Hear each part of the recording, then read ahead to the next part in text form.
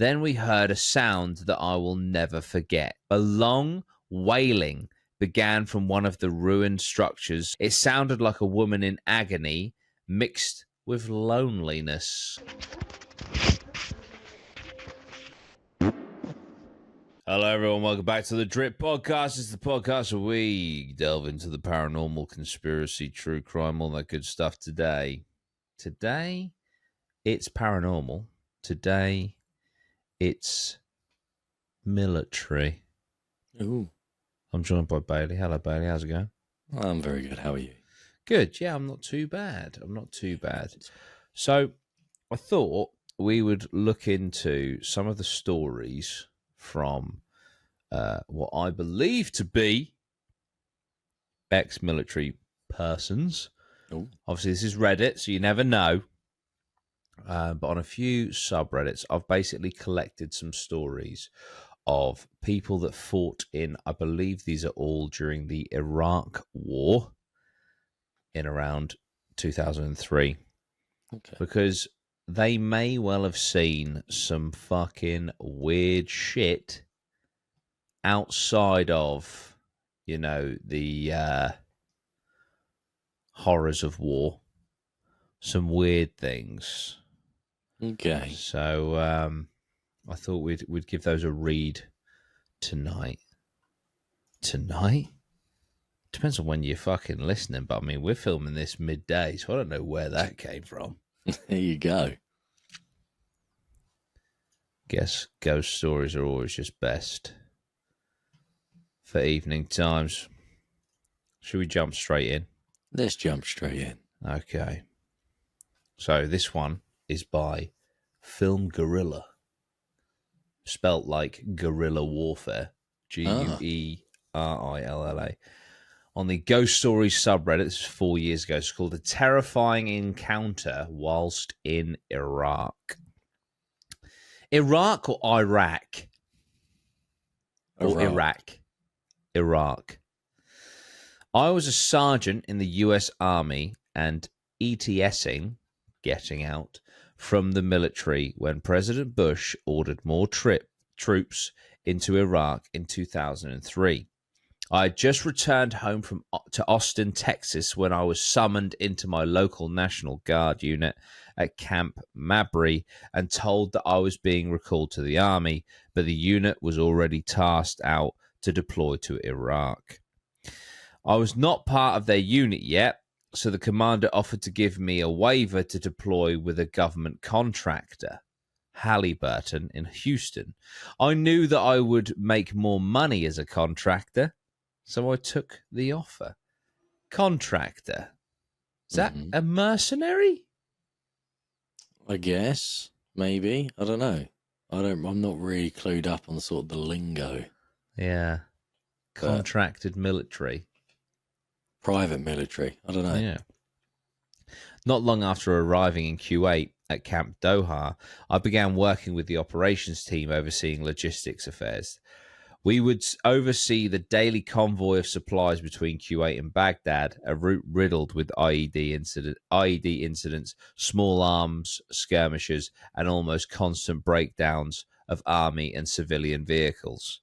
Because I was a saw gunner in the 1st Infantry Division while in active duty and was technically still in the Guard, I was often in the convoys manning a mounted weapon that accompanied the mostly civilian convoys. During these runs, we had a few strange encounters in an area south of Baghdad, known then as Camp Babylon.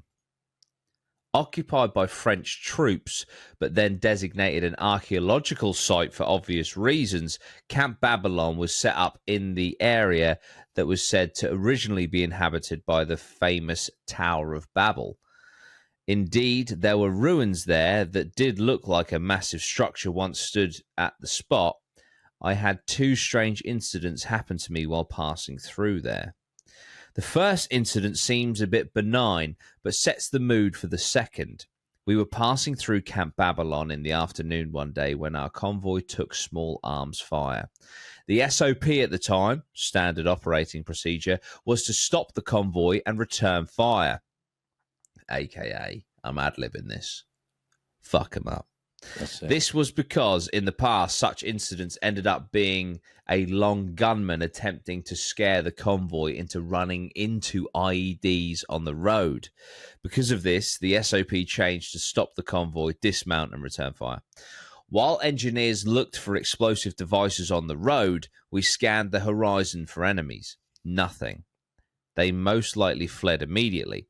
However, the ruins around Camp Babylon were alive with shadow figures that seemed to move about the area. Several times we would spot the figures, but they would immediately disappear. A contractor lying beside me with his weapon commented, "How odd that we are in the shadow of Babel, or Babel, and fighting this supernatural." I didn't respond, but knew he was a 32nd degree Mason who was really into the arcane aspects of Babylon, etc. I didn't feel at the time that much was supernatural, but certainly did see the shadowy and bizarrely small figures dart about the structures. Once the road was deemed clear, we would continue on to Baghdad. So that's the first one. Shadow figures in the ruins of Babylon. There you go. Which is pretty cool. I mean, obviously, ruins, very depending on how big they are, would cast shadows and stuff. But you would think, out in between like Iraq, Baghdad, etc., quite sunny from what I understand. So yeah, I'd imagine there wouldn't be many opportunities for moving shadows unless they were people and or strange entities. Do you know what I mean? Because everything's just so bleached out by the sun, is what I mean. Do you know what I mean? Yeah, no, I get what you mean. It's weird when it comes to like shadow figures and that, because everything casts a shadow. Yeah. But I don't know, they've got a lot of birds above the ruins casting shadows down, make it look like they're darting across. I don't know. It's tricky because were they literally as if it was a silhouette of a person moving? Yeah. With, like, not casting onto something, but just there. In it. I mean, you've got to think like these guys would have had scopes and shit, so they would probably been able to see quite well. You could argue, and again, I'm not discrediting this at all. I'm just like trying to see it from every single angle. So where was it? Where he said the guy next to him commented how odd that we're in the shadow of Babel and fighting the supernatural. And he knew that he was a 32nd degree Mason who was really into the arcane expert. So you could argue his explanation is just giving credit to his beliefs. Do you know what I mean? He's might be a bit biased, perhaps. Potentially.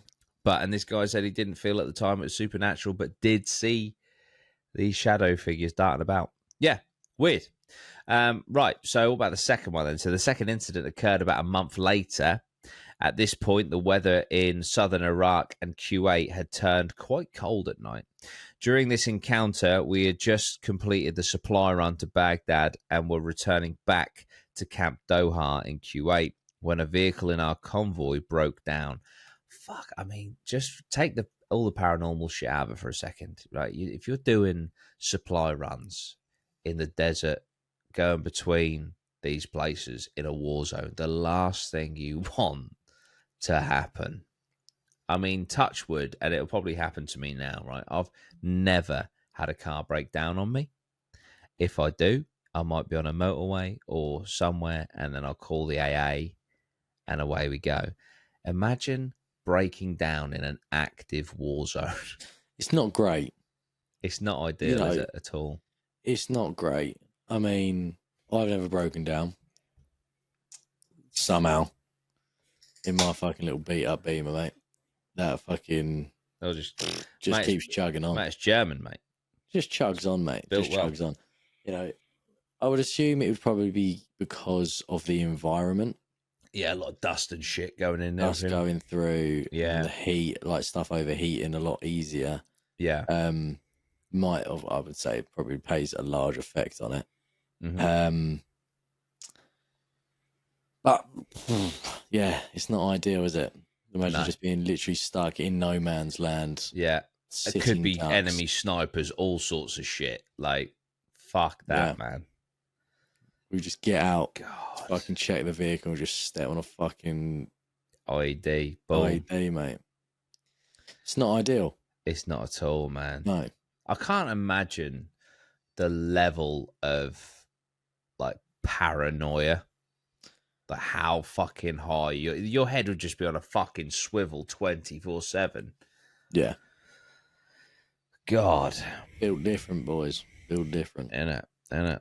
Thank you for your service. Once again, we found ourselves right at Camp Babylon. While the army mechanics took a look at the vehicle and the rest of us took up fighting positions around the area, strange things began to occur. It started with a strange light bobbing in the desert. Thinking it was a person with a flashlight, we used NVGs, night vision goggles, to watch. It was simply a glowing ball of light moving towards a set of ruins. Again, remember, guys, this is at night time. It was a glowing ball of light moving towards a set of ruins. After initial contact with the light, a few of us had moved forward away from the convoy to see what the source was. After seeing it was self-contained and not a person, we were a bit alarmed. Then we heard a sound that I will never forget. A long wailing began from one of the ruined structures / foundations not far away. It sounded like a woman in agony mixed with loneliness. Loneliness? That's quite haunting. What are you doing? Bailey? You got your fucking military grade AR-15. That's it. You're hearing that wailing and stuff, and then you just see like almost like Left 4 Dead, like a naked, like witch type woman just rocking backwards and forwards, screaming. What are you doing? Your phone. Show on that, mate. No, I'll say, can we shoot it? What else do you do? I mean, is target eliminated. Clear. Is it like, I mean, do you see it as a threat? Do you see it as like maybe a local scoping out for enemy could be a trap vehicles, like a trap to make you go over there, and it's just like it's just a fucking barrel of bombs just ready to go for you? Yeah. I don't know, man. You just go there. I've played this game too many times. Yeah, just she was reaching. Yeah. She was reaching. Sarge, have you heard of the Skin Walker? Sorry, what are you on about? Yes. Well, let me Google it for you. But no, it's fucking scary. So yeah, it sound like a woman in agony mixed with loneliness. I mean, what does loneliness sound like? Fucking hell, that's a hell of a descriptor. That's like, in my opinion, makes no sense, but at the same time is incredibly haunting. Yeah, because it sounds. I mean, instantly I'm thinking tears. Yeah, there's tears there. Yeah. 100%. Well, horrible. Right. On and on the sound went while we huddled in the cold and dark, wondering what the hell we were listening to. What the hell was that? What was that? What was that? With our NVGs equipped, we used our flashlights to spotlight the ruins. If you've ever done this, you will know that a normal flashlight with NVGs looks like a massive beam of light. We scoured the area, but no source of the wails or the ball of light we've seen. About this time, we were told via radio that the vehicle was repaired and ready to roll, so we decided to return to the convoy. I was slinging my saw over my shoulder when I noticed my contractor partner was staring at the ruins in horror. He was frozen. I shook him and he snapped out of his stupor, quickly leaving the area with the rest of us. Once we were back at the camp and it was pleasantly daylight the following morning, several of us were chatting about the encounter at Camp Babylon before our daily operations briefing. It was then that I remembered the terrified expression on the face of the contractor, so I asked him about it. He was still obviously traumatized by the event, but managed to explain that as we were leaving our position on the sandy hill, he saw a tall, black figure standing beside the ruins. It was watching us as we were looking for him/her/it. He said that he felt an instant wave of despair hit him and thought that he was going to die. He didn't remember leaving the area. His next memory was in the Humvee headed back to Kuwait. I now write non-fiction books about haunted places for Llewellyn Publishing and have visited hundreds of reputably haunted spots, but I'll never forget the wailing figure at the ruins of Babel. I think it's Babel. It's also worth noting that when I related this story to some of our Pakistani employees at Camp Doha and Camp Arifjan, Arifjan, they also were quite horrified. One of them, a translator called Ardi, said that we had encountered a phasmophobia, Bailey, Muslim country, jinn. No, jinn's fighting Japanese, isn't it? No, jinn's Muslim faith. Is it? Interdimensional creature from another dimension. Or a damn spirit. I thought it was Japanese. That's my mistake then. No wonder I couldn't get it. No, that's fine. To be fair, mate, you weren't expecting an on-the-spot quiz. No, I wasn't. Sorry. Or a damn spirit. And that we were lucky to be able to tell the tale. I agree. That, as horrifying as it is fucking cool. Yeah. Have you seen the pictures of Camp Babylon? Huh? Have you seen the pictures of it? No, what's it but? Looks fucking cool, mate. Does it? Yeah. I'll have a little look quick. Looks fucking cool. I'll get it on the screen for you guys as well at home. Camp Babylon. Oh wow. Holy shit. Yeah. That's pretty cool. Because obviously the lost city of Babylon is like I don't know, it's like I don't know. I've just heard of it, you know. Yeah. Oh, it's the Goryeo, isn't it? That's the fun Japanese one. Yeah. Oh god, mixed up. That's it. But yeah, right. So that's the Camp Babylon. Jesus. Scary Spooky stuff, mate. Spooky stuff. Right. Gonzo, of course. Paranormal subreddit 7 years ago. So what I'm going to do with this one's quite a short one, but the top comment apparently piggybacks on the back of this. So we'll read both. Right, so here we go. While deployed in Iraq 2003, I heard something that still chills me to the core. I joined the US Marine Corps in 2000, and by 2003, I was in Iraq. Whilst in Iraq, we had stopped at an RRP, repair and replenish point, and dug in for the night. That night, there was no moon and couldn't see any bright stars in the sky, so it was ridiculously dark. You seriously couldn't see your hand in front of your face. I was sitting in my dug position using NVGs, night vision goggles, to keep an eye out for insurgents when I heard the loudest and scariest scream coming from out in the darkness. Then it got closer, but it became clear that the scream was above our heads. There was something flying above us or hovering that would every several minutes scream in a loud, screeching, frightening way. I can't even give it justice of how frightening this scream sounded. A couple of us heard it, but the weird thing is that not everyone that was awake could hear it. I tried to convince myself that it could have been a local bird or a type of screech owl. I even Googled how many different owl calls just to try and find something that sounded similar with no luck. I'm glad that this guy has brought this up because my initial reaction was it's probably an owl. Till this day, I have no idea what we heard. Someone told me that it could have been a banshee. We're getting all the faz in here tonight. Jeez. Or today. It's midday. I'm sorry. But I still truly don't know. Any ideas? Anyone who served in Iraq heard of anything similar?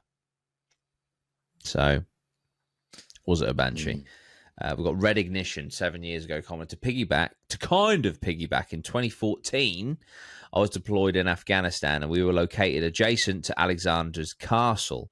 Weird shit happened constantly. This base has since been destroyed as part of the drawdown of troops, so I feel comfortable giving details. There was an airfield located on the far corner of the FOB, along with an unmanned drone launching site run by civilians. This area had one-man tower and the FLIR camera. That's the heat. That's the heat camera on a very large pole that was hooked up to the ground motion sensors. The FLIR was set to pan the area of motion, and we had 3 monitors that displayed the images. Most of the time, it would be wild dogs, or there would be a fox that made his home close by. However, there were times you would see shadows, clear as day.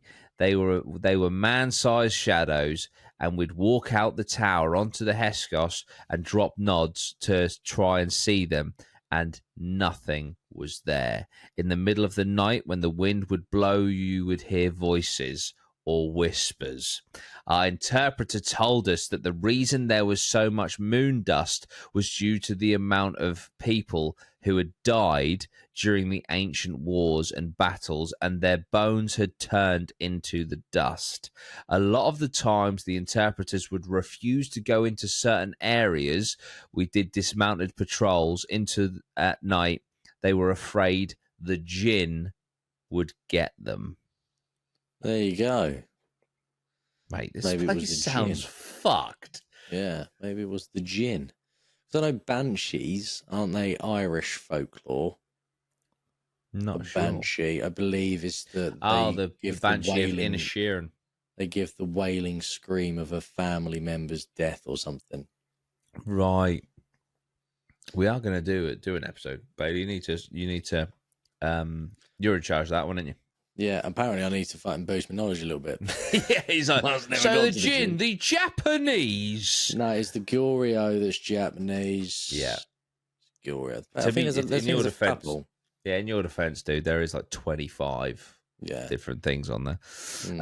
But yeah, man, that is fucking, so the fucking moon, so basically it's a bit, I guess, dusty white out there, and that's because the bones. Yeah, they're literally just saying it's the bones of the deceased from the previous, like the fucking war. So they're like, what, you think this is sand? You think this is rocks broken down? You fool. Yeah. Just absolutely not. No. Oh, God. Okay, this is risky because I haven't read through the comments, but interesting and scary experience, OP, original poster. So Christopher Jane has commented, here is something that may or may not shed some light on the weird events some of this thread have experienced. Archaeological dig, 1980. A joint European and Iraqi dig excavated the area not far from Saddam's hometown of Tikrit. They find an upside-down ziggurat. This location is called the Garden of Shaitan. Shaitan. Okay. For as long as there have been records. As the Americans found out in 2003, the place is cursed. Electromagnetic pulses, nothing grows there. Satellites show nothing but plain desert with the odd wisp of black cloud hanging over it. Animals will not be led into there. Even Saddam realized after many losses that he could not dominate this place, but he could send his prisoners into the area, knowing that what is in there will never let anyone come out of it. I don't know if this dig ever happened or that the Garden of Shaitan was ever labeled as such, but the area around ancient Babylon has always been somewhat scary and weird. There you go. Isn't it? Oh, here's a little help for you, Bailey, because someone else has commented about the Banshee. Go on in.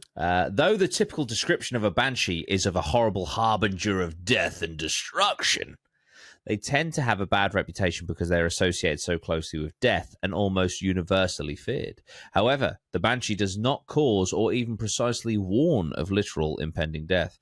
The Banshee is not a spirit who heralds death. Their cries tend to warn of danger.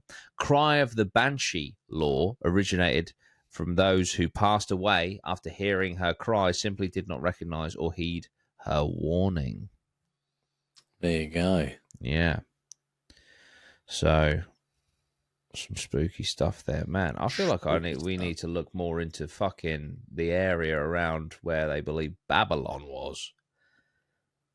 the city of Babylon, because it doesn't sound too fun, fucking great, does it? No. Right. Now we've got... It's almost hard to, like, you know, give some of these credit when you read the usernames.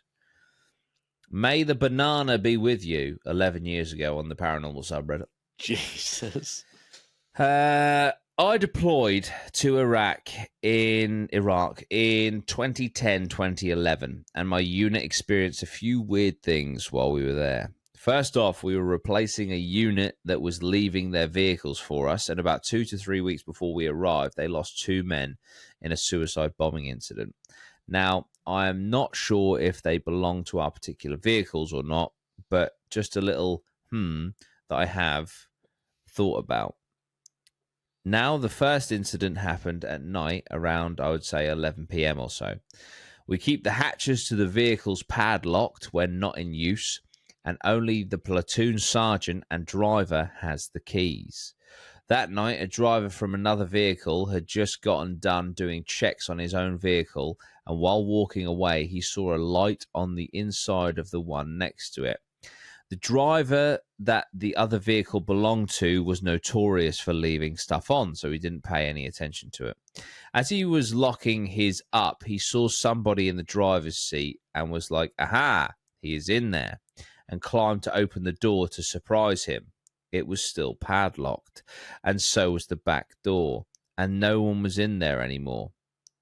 By the way, strikers were our vehicles. I guess that's for like the military heads. There was no way for someone to get in or out without having to take at least one of the padlocks off, and the doors aren't exactly quiet to open or close. So I guess it's saying, like, who the fuck was in there, because he saw someone, he saw lights as well, and then when he went to surprise him, it was all locked up and no one was in there. That's weird. Spooky. Another incident involved myself in the vehicle he saw the person inside of. We had to pull guard in the vehicle's turret, and whilst on a night shift, I was sitting in the turret by myself when the communication box, which hung down on a cord below the turret, slammed into my knee and started swinging back and forth. I tried to recreate it several times the rest of the deployment and couldn't. It would have taken a good amount of force to swing from where it rests to it being even close to my knee. Others in my unit report hearing someone talking while they stood on guard, and even just having a presence in the vehicle whilst they were there. I am sure there are more stories that they haven't cared to share due to being tough, gruff, Cav Scout types. It wasn't uncommon for some of us to spend the countless hours watching the blackness of night, talking to whatever was in the vehicle. Fucking hell. Just weird experiences that people had there. So I guess the insinuation with the, you know, with the weird things in the vehicle here is that it's those 2 men that lost their lives to a suicide bombing incident. Yeah. Spooky stuff, mate. Spooky stuff. Innit? Someone else has commented, in 2003, I was stationed in a captured Iraqi Air Force base where we lived in actual hardened buildings. We thought we were the luckiest devils ever. The base had been cleared during the invasion, and there were bullet holes in the facade and interior of the building. We had a semi-functional bathroom, and everyone used the bathroom sinks to shave in. At night, passing by the bathroom, on the way to my team's room, I would occasionally see a shadow form standing in front of the sink out of the corner of my eye, and when I would snap my head around to look directly at it, it would disappear. This happened 2 or 3 times to me before I said something to my team about it.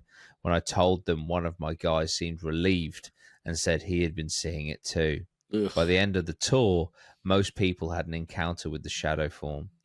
Iraq is definitely a haunted area. There were quite a few other paranormal things that happened to us, as well as a general feeling of unease and evil in certain villages. See, if you walk past the room and see something standing at the sink, or just stand in any room, it doesn't have to be this particular example. Yeah. But would it make you feel better or worse if someone else had seen it? Because then, like, it becomes real. It becomes real. But then you also, like, you may begin to question your own sanity. True. So if it's shared, you know. But then can you just put it down to, oh, it's me, I was just playing tricks? Yeah. Yeah, absolutely. You know? I don't know what's worse. You could definitely convince yourself. Framing it that way, I think it's definitely worse if someone else confirms it, because you can just be like, real. Oh, that was just, That's grim. Yeah. A lot of talk of shadow figures, man. Just historically across the fucking... I mean, we saw some. Oh, yeah. In Rendlesham. I saw one in fucking 30 East Drive. You saw as well, so did I. Yeah. Coming across the fucking landing. It's I saw one in this house when I was watching TV. It's weird because I'm going to put it down just for my sanity that it was my eyes playing tricks on me. Yeah. You know, because that's the thing that makes sense. But then at Rendlesham, we all saw it. Or saw. I thought it was like 2. Yeah. It's weird, man. I don't know. It's not nice. No, not at all. Not at all. At home, do you believe? Do you believe? Let us know. So this one's on the USMC Reddit. And the original post is any horror stories, paranormal experiences on deployments, right? Okay. Now, the name of this user is TX Cryptids, which I'm guessing is like Texas Cryptids. Mm-hmm. And I believe he's about to talk about a cryptid, right? Okay. But much like the one earlier, when he gave, his experiences and then said, I now write non-fit. The thing is, some people would be like, oh, well, look at the name or whatever, they've made it up. Or perhaps we're reading the origin of what got them into this sort of thing. Do you know what I mean? So that's how I'm looking at this one. Texas Cryptid 3 years ago. It was during my 3rd deployment to Iraq. The platoon had taken up residence in 2 houses in a village several miles south of Haditha. One day, I heard our translator having a heated discussion with 2 local men. I grabbed my gear and my rifle and walked out to the road to investigate. I asked the translator what was going on. He tells me that these 2 men are crazy and assures me that they are not dangerous. I ask what they want, and he mumbles about them being superstitious or something along those lines. He assures me that everything is okay and my attention is not needed. It took a bit of prying, but the translator finally says that they are having a wolfman problem. But they are afraid that if they shoot at it, the local troops will be alarmed and attack their house. They tell us that this wolfman has been coming around late at night and has already killed a few sheep, and they are worried that it's going to start attacking their family. So I assume somewhere in translation the word dog has turned into wolf and is somehow being conveyed to me by the translator as wolfman. So I tried to clarify. Do they mean a dog?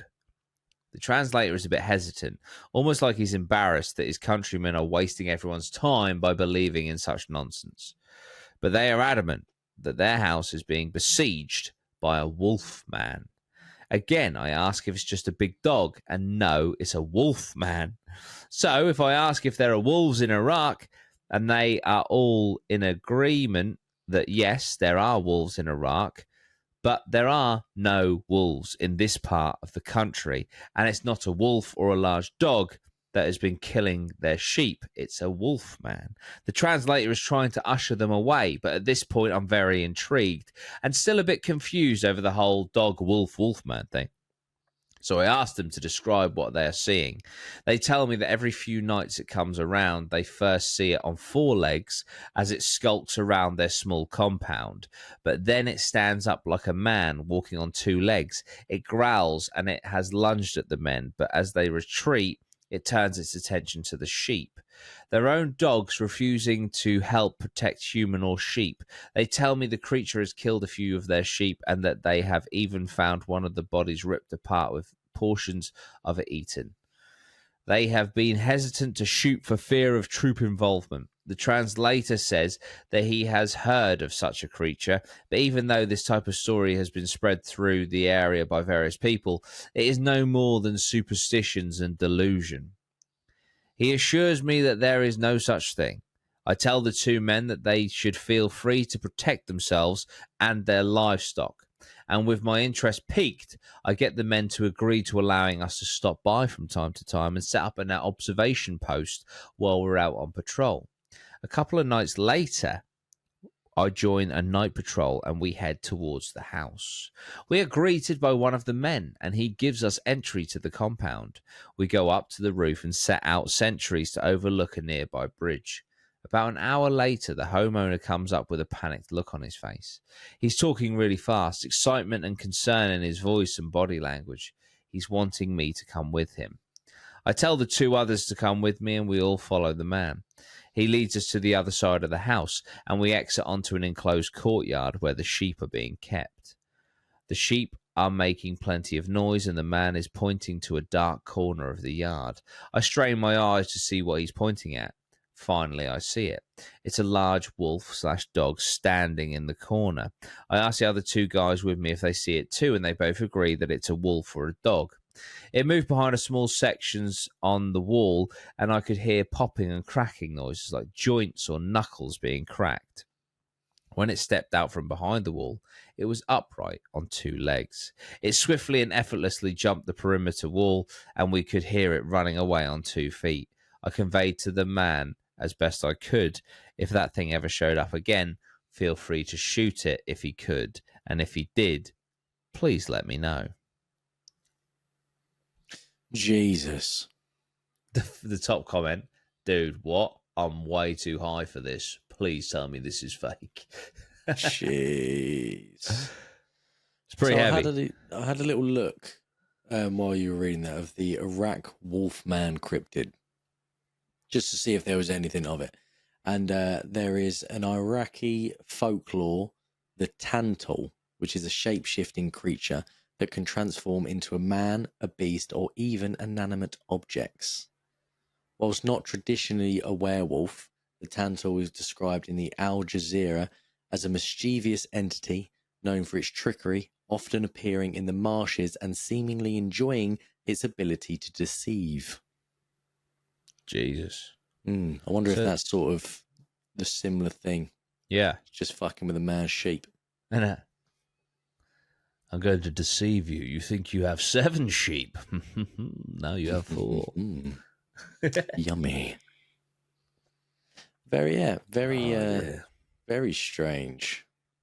Isn't it? I wonder if that's what it is. Yeah. What was it called? A tantal. Tantal. Tantal. Tantal. Or tantal. Tantal. Werewolves of Iraq. Yes. Spooky stuff, mate. Yeah, I don't know what I would do if I saw a man beast, dog, wolf in the corner. Yeah, I think I'd rather deal with shadow figures for sure. Yeah, I think so.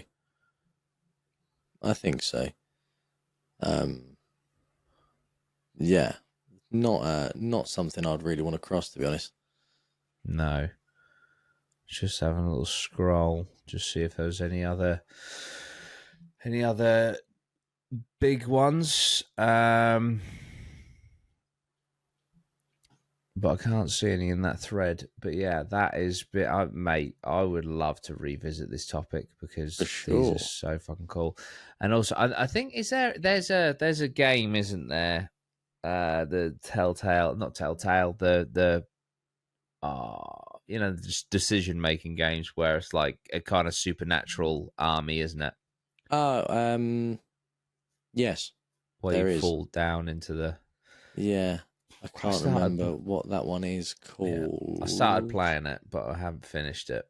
Yeah. But man, like a paranormal army shooter would be sick. Mm. So sick.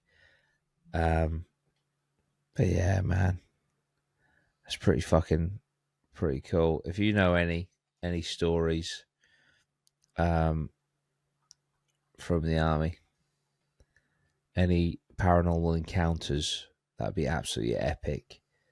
Obviously, also, if you want to send your stories in, we've received a lot of your stories. We're reading them out regularly. dutystories@gmail.com. If you want to become a patron, patreon.com/dudyrhino. Me and Bailey just recorded a Patreon exclusive podcast episode for the patrons. It was very fun. But yeah, this subgenre of the paranormal category might be up there with my favorites, I think. Yeah, it's cool. And the game is, I'm assuming you're thinking of, is House of Ashes. House of Ashes, it is indeed. Yeah. Have you played that one? I started and then didn't finish it. Literally, I watched I didn't even play it. I sort of played the opening bit, saw the intro to where we were meeting characters, went out and then just never picked it up again. So I never actually got into to see if it was any good or not. Yeah, I do like them games. You fall down into whatever the fuck it is, some sort of where you just fall into a place and then it's like an ancient ruin. Probably end up being the fucking lost city of Babylon or something. It's probably what it is. And I won't spoil what the creature is that you initially engage with. And obviously I don't know past that bit, but I got to the bit where you meet I don't know how many creatures there are, but you meet one of them and it's like, whoa. But yeah, I just never went back to it. Don't actually know why. Still got it. So could revisit it. But I do love those games. Anyway, have you enjoyed this episode? Let me know. Comment, like, share. If you're on Spotify, give us 5 stars. Thank you so much. And we will be back we'll be back midweek for a cryptid midweek episode. Let us know if you're enjoying those. But then we'll be back for a full episode next Monday. See you later, everyone. Bye. Drippity drip drop. Can you do the thing? Nice.